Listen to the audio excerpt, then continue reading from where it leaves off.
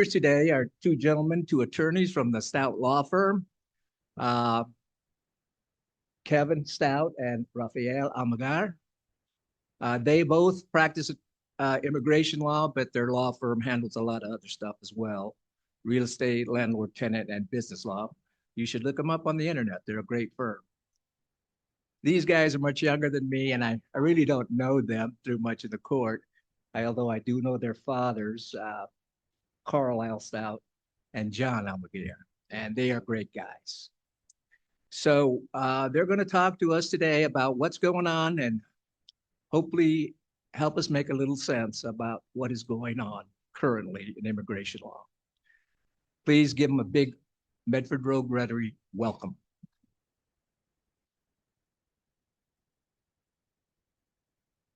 Thank you very much, Lorenzo. It feels awkward to say that. It should be Judge Mejia, otherwise I'd be admonished in court. But thank you very much for welcoming us.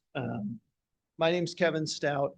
I was born and raised here in the Rogue Valley, went to St. Mary's High School and graduated, left and traveled for about 10 years, went to school, etc. And then had the privilege of being able to move back to start my career here. I worked at Catholic Charities Immigration Legal Services for about 3 years and then went into private practice.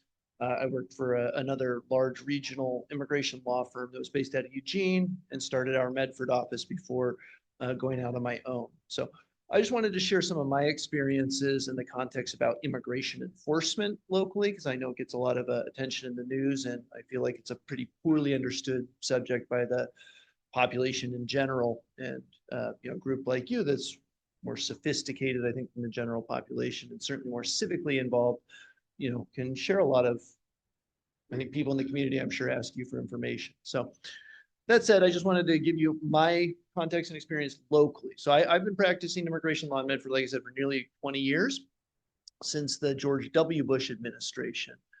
And the Medford office of ICE, which is Immigration and Customs Enforcement, has two different groups. One is Homeland Security Investigations. Homeland Security Investigations does criminal investigations, including child pornography, sex trafficking, and other serious criminal conduct, typically involving transnational criminal organizations who are present and doing criminal activity in our community, and that's what they investigate and refer for prosecution. The side you're probably more familiar with or hear about on the news is the enforcement and removal operations, and that is civil immigration enforcement.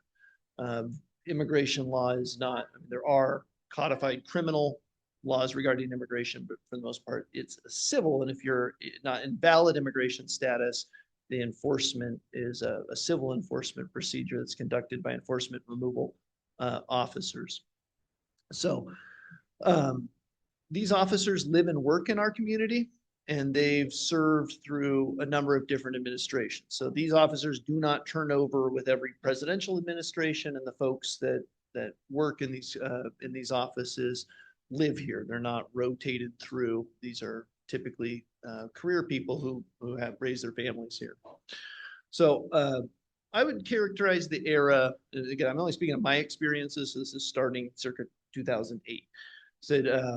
I would characterize the area between the George W. Bush administration and the first Obama administration as one of very robust civil enforcement locally. Although Oregon had enacted a bipartisan sanctuary law in 1987, prohibiting the state from using local resources to apprehend folks solely based on their immigration status, they did cooperate closely with our local law enforcement agencies, and especially the Jackson County Sheriff's Office, and were able to detain a lot of people because of that, in particular from a controlled environment like the Jackson County Jail or Josephine County Jail.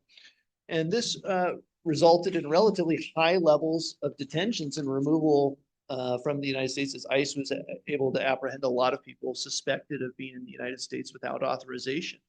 And what I saw in this portion of my career was a lot of people that, for example, would go to work and get detained because they were driving without a driver's license or failed to present insurance. They would get arrested, go to the jail, and then be detained by immigration officers and oftentimes promptly removed from the United States. It wouldn't be hyperbolic to say someone would go to work and not come home and see their children at the end of the day. That changed a little bit with the second Obama administration. That happened to coincide with a change of leadership locally within Immigration and Customs Enforcement. The resident agent in charge, who I would say was very zealous in his responsibilities, changed at that time. There was a newer generation that I think took a little more nuanced look about immigration enforcement. And at the same time, the first Obama administration shifted some of their priorities. And so they instituted policies to prioritize deportations for immigrants that had been charged with serious criminal conduct or national security risks or recent border violations, while offering relief to low priority long-term residents. So in effect, that meant your normal folks were at less risk of being detained and removed. They could certainly be detained and put in removal proceedings, but the finite resources that immigration had locally were devoted more towards those priorities. However, during this era, there was a lot of unaccompanied minors and women and children who entered the United States via the southern ports of entry, seeking asylum. There was, in this time period, again, 2012-ish, there was a large uptick of horrific violence in Mexico and Central America. And a lot of people were coming to the United States seeking refuge from that. A lot of those people were detained, attempting to enter without inspection, and if they couldn't meet the legal standard for credible fear of persecution related to violence, then they were promptly removed. So when you see the numbers, the Obama administration had such high numbers of deportation, the majority of those were people who were detained attempting to enter the United States without inspection, and were removed. Not as many detentions and removals from the interior as you might think based on the numbers. During the first Trump administration, Oregon passed the Sanctuary Promise Act. That was the state legislature passed a new law that updated and strengthened protections, including specifically preventing law enforcement from inquiring about citizenship or immigrant status in most situations, which was different than during the first Obama administration, the Trump administration, the Bush administration, when local law enforcement would ask people's citizenship upon being entered into the Jackson County Jail, and it was really easy for ICE to then encounter and detain these people. So to be clear, and this was at the same time, there was some court litigation challenges that made it difficult for ICE to honor detention or detainers at the jail. Some counties in Clackamas County got sued for a bunch of money for illegally detaining someone. So now those counties don't do that because they don't want to get sued. So to be clear, ICE was able and continues to be able to detain and remove people involved in more serious criminal conduct. That has never not been a thing. The rhetoric you hear locally, probably nationally, is oftentimes just way off by both sides. So if you hear rhetoric that criminals are allowed to hang around with impunity and don't get detained and removed, that's just inaccurate, and something people prey on people's fears by saying to have you believe that that's not the truth. So in my opinion, during the first Trump administration, there was really a lack of resources. Again, this was during COVID, and cooperation with local law enforcement agencies was limited, and they really didn't have the capacity to detain and remove large numbers of people here. There was a handful of local law enforcement or ICE agents and officers who cover a huge geographic area. The officers here go from Curry County all the way to the coast out to Deschutes County, and that's a gigantic area. I mean, that's the size of several states, and these officers are mostly spending their resources doing targeted enforcement for people that have had more serious criminal conduct.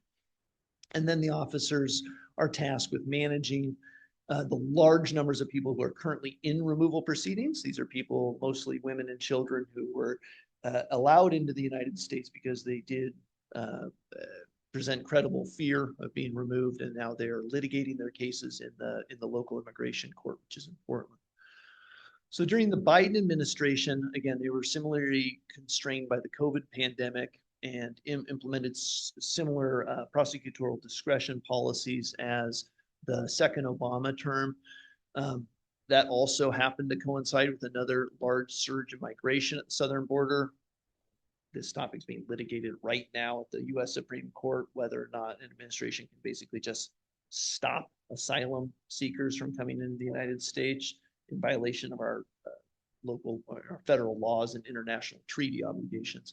We'll see if that'll be allowed to continue. But basically, there was, again, huge waves of violence and abuses from the socialist regimes in Central and South America, Venezuela, Cuba, Nicaragua, that caused a lot of their citizens to flee, coming to the United States. Many of the people I talked to weren't necessarily fleeing violence. A lot of them were, frankly, looking for a better economic circumstance.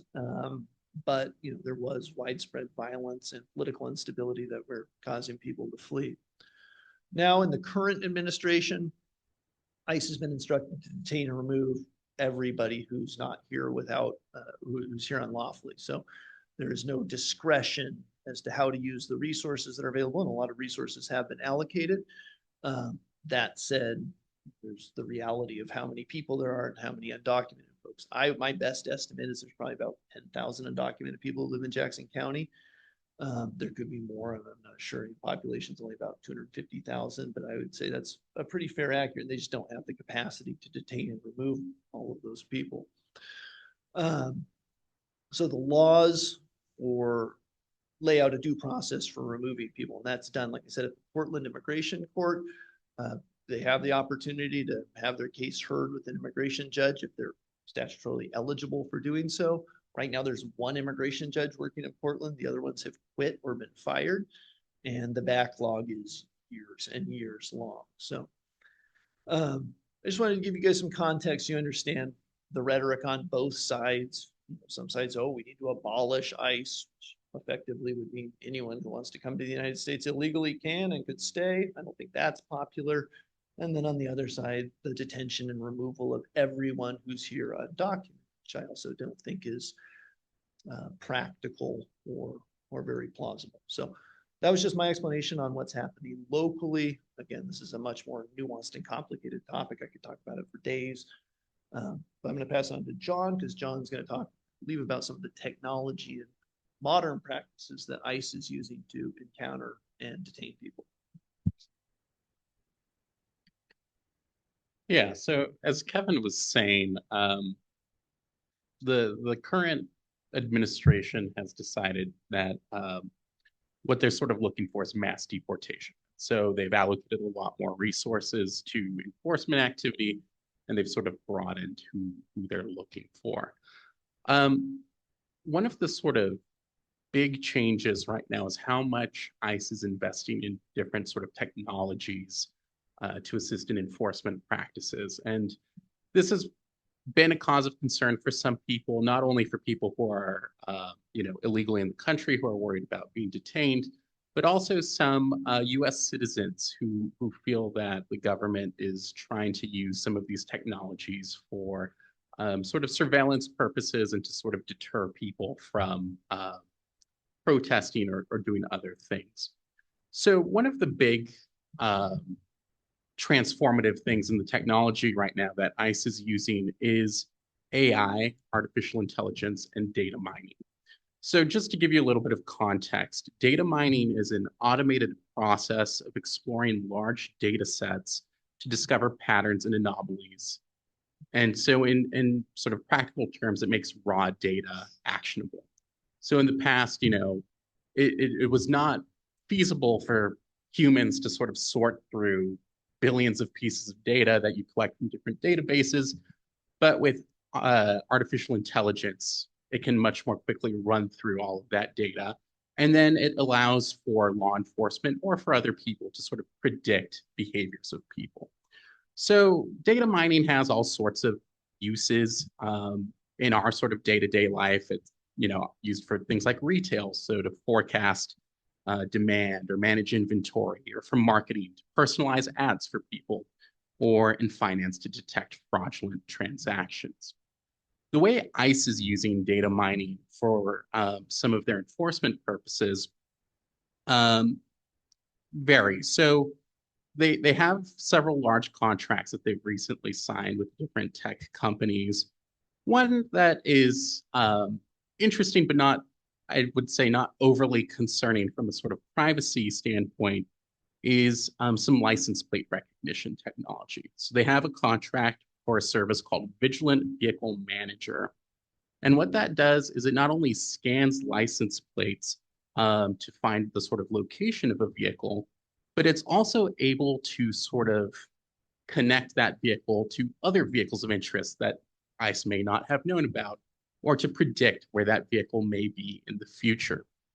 And so the Vigilant Vehicle Manager, they're sort of advertising information. They talk about how they have a sort of database of 25 billion scans of license plates they can sort of run, and that they add millions more each month. And what is interesting about this particular technology is that they're not only getting that license plate information from law enforcement or sort of public databases, but they're also getting them from commercial databases. So commercial cameras, they're able to tap into that to sort of find where people are. More sort of controversially, ICE has also started using a few facial recognition tools. One of the big ones is called Mobile Fortify. It's an app that's loaded onto ICE agents' smartphones, and it allows them to scan faces and fingerprints to compare with federal databases. This new Mobile Fortify program has been alleged to be used quite a bit. In January, there was a lawsuit by the state of Illinois against the federal government alleging that it had already been used in a few months over 100,000 times. Part of the concern that people have is that Mobile Fortify or other facial recognition tools are being used without consent of the people who are being scanned. So there are some videos that people who are like protesting have recorded where sort of ICE agents who see that, you're recording me, so I'm going to record you, and they're using the sort of facial recognition technology. And in one of those videos, an agent mentioned to the woman that he was recording, who was a US citizen, that we have a, quote, nice little database for domestic terrorists. So people have concerns that, by going to a protest or something, that they may end up in some sort of federal database that will limit their ability to travel, raise red flags for a variety of things. Another sort of new facial recognition tool that the government has started using is called Clearview AI. The difference between that and Mobile Fortify is that Clearview AI not only uses facial recognition to search public like government databases, but it also searches through commercial databases and things like social media. So it draws from a much larger source of information. But one of the concerns is that it can be quite inaccurate for sort of identifying a person and their legal status. And so, in fact, several countries in Europe, like the United Kingdom, have actually ordered Clearview to delete data belonging to their residents because of privacy concerns and inaccuracies with that. So those are the sort of most cutting edge technological tools that we've heard about ICE implementing recently. They've also taken some more traditional approaches, but a little more aggressive. So there was a report in October that ICE was planning on or looking to hire maybe 30 some contractors who would be working 24/7 to search social media to identify enforcement targets, and sort of connecting back to the new technologies, not only doing that sort of manually, but also the government was looking to see, can you develop AI tools or algorithms that can help, speed up the process for social media searches. This is a little less of technology, but there was a report this month too that ICE was collecting DNA from people who were being arrested, including of people who are not illegally in the United States. The Supreme Court has said that law enforcement can collect DNA when they make an arrest, but one of the concerns is whether the arrests that are sort of the premise of collecting this DNA are always lawful arrests. And if somebody, if somebody's First Amendment right to speech is being violated, should law enforcement then be able to collect DNA, even or despite that sort of violation. It's also not entirely clear how that DNA is being used, like where it's being stored. In the past, immigration enforcement officials have shared DNA with an FBI database that is used to find, um, uh, perpetrators of serious crimes. But it's not entirely clear how that is going to be used. So those are the sort of big new technologies or more cutting edge enforcement practices of ICE. This is not to say necessarily that these technologies or these more aggressive practices that in some ways are concerning are big issues here in this area. This is more of a sort of national issue that I wanted to address here. Thanks, John. Yeah, I personally find that terrifying, but yeah, I just imagine another Homeland Security or Department of Homeland Security agency that does civil and law enforcement doing that would affect you. I'm assuming most of you, or not all of you, are U.S. citizens, but imagine, for example, the ATF that has both civil enforcement of federal firearm regulations and criminal investigations use the same resources that ICE is allowed to use for civil enforcement. Taking your DNA without a lawful arrest and putting it in a database they control, buying your data from people, taking your data off the street, comparing you with someone who fits a profile. You look like you might own an illegal firearm or a firearm with too many, or a magazine with too many. Imagine if the next administration declares it an emergency and wants to come take all your guns and uses all of that resources, kick down your doors without a judicial warrant. Those are the things that, it seems like a lot of people are fine when it's happening with immigrants, or not, they don't say much.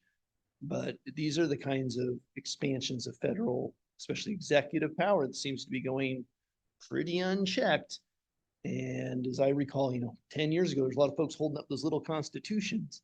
I don't see those guys a lot now in an era where there's just, in my opinion, huge erosions of our civil liberties. So I'll spare the commentary. We're available to answer any of your questions about our experiences practicing immigration law.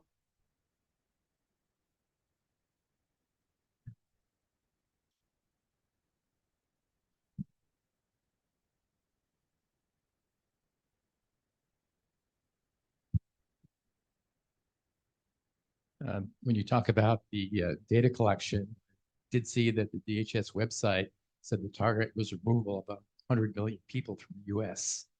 Have you seen that? Any comments on that? Detention removal, you say 100 million? 100 million people from the United States. Yeah, I don't know. My best estimate of undocumented people that I've seen from various sources is between 10 and 15 million people. What I understand is about 60% of those did not enter without inspection. They entered at valid ports of entry with valid visas and it overstayed. I know there's a lot of non-citizens who are documented. I don't know what the foreign-born population that's not naturalized citizen is. I figured you had a few more million, but that would be shocking if it was 100 million. That's basically a third of the population. The analysis was 40 million Hispanics. And you can guess who else is set up to go. And that was on. Yeah, I've not personally heard that. Again, the administration, in my opinion, has the capacity to detain about 100,000 people at any time, stretching the limits now. And then if they're given due process, it's a years-long process. And then, they have to execute those removal orders, which, is not easy either. So I don't know. I've heard closer to, I'd say 15 million. Okay. But I did see the post that you're talking about. It was, one of the DHS's social media posts, which they've been, I'd say all of the sort of executive, but DHS in particular has been quite aggressive with the sort of social media practices recently. They do engage in a lot of hyperbole and making slick videos of, but yeah, no, I did see that. And yeah, it's concerning given the fact that there are not, by really any estimate, 100 million people who are in the United States illegally right now. So I'll be on the streets on Saturday.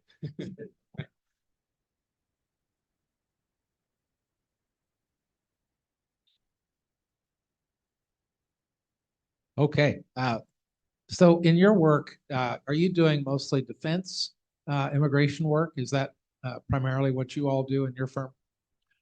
Yeah, so our firm mostly does affirmative immigration benefits, almost all of those family-based immigration petitions. I do some removal defense, almost exclusively for children who are in removal proceedings. A lot of the unaccompanied minors and things like that, because I have young kids. My wife doesn't let me go up to Portland to litigate these cases anymore. So most of our firm's practice is applying for benefits who are either people who are here in the United States and eligible for an affirmative immigration benefit, meaning they can petition the government for this benefit, or people who are outside of the United States who want to come be with their spouse or their parents. We do some removal defense, but again, that's very limited. There are firms that specialize entirely in that. I can tell you, me personally, I had a very difficult time doing that. Just I couldn't sleep at night before trial. I just had a really hard time. The analogy that people say is a death penalty case in a traffic court setting. The rules of evidence and just all the practices of that kind of litigation, where the consequences, again, without hyperbole, is quite possibly death for some of these people, was too much for me to handle personally. There's excellent colleagues that we have in Portland that do that. I don't know what John's career is going to look like as he, picks what niche he enjoys doing most, but I would say most of ours is affirmative benefits. And we advise people on their relief from removal, but I typically don't practice that. I appreciate that. And I just want to follow up because the reason I asked you that was that, it seems we have a real issue with the immigration courts and the fact that so many have either been fired or quit. And there's such a backlog, and how people are able to navigate that system, maintaining their rights here would seem to be a really challenging situation. And that's what you're alluding to. I would say your impression is accurate. I don't know if John had anything specific to add. Again, I've been doing this for about 20 years, and I've seen the immigration courts turn over a few times in Portland. That must be a very difficult job being an immigration judge, because the law does not provide relief for most folks. Most of these people who entered fleeing horrific violence are going to be deported. Being from somewhere dangerous does not allow you to live in the United States with asylum. You have to prove that your well-founded fear of persecution is related to your race, religion, national origin, membership in a particular social group. And our asylum system started basically in response to a boatload of Jews who came fleeing the Nazi regime, were denied admission in the United States, sent back, and the majority of them were killed by the Nazi regime. And we decided we cannot do that. That's not what our country stands for. So we've enacted statutes and international treaties providing for our asylum system. And the last two administrations, the Biden administration, because it was politically unpopular, and the Trump administration, I think in flagrant violation of the law, have basically stopped the asylum process. So now these people are denied admission. And again, that's being litigated in the Supreme Court. We'll see whether or not that's something that proceeds or not. And the people that do go to immigration court, like I said, eventually they get their day in court, they'll probably lose, they'll probably get deported. My ears picked up when you were talking about license plate scanning. I share your kind of disgust at this whole thing, but I worked a career in Washington, D.C., and for a time was in a job where I had to vary my commuting route every day, which was a pain in the neck. Glad I don't have to do that anymore. Apparently, that's not something that would make any difference now if your license plate is being scanned. So the question I have is, where in Jackson County should we avoid if we don't want our license plate to be scanned? I wish I had the answer for you, because that would mean I too would know how to avoid all of the sort of traffic cameras and things like that. But yeah, no, I think you're right that sort of practical takeaways, it is much more difficult in this day and age to avoid any of that. Because like I said, it's not just government cameras that are being used, but it's also sort of any sort of private commercial camera that is, selling their data into some sort of database that the government can tap. And again, even if you sort of change your route with AI, it allows them more sort of predictive power than they would have had in the past.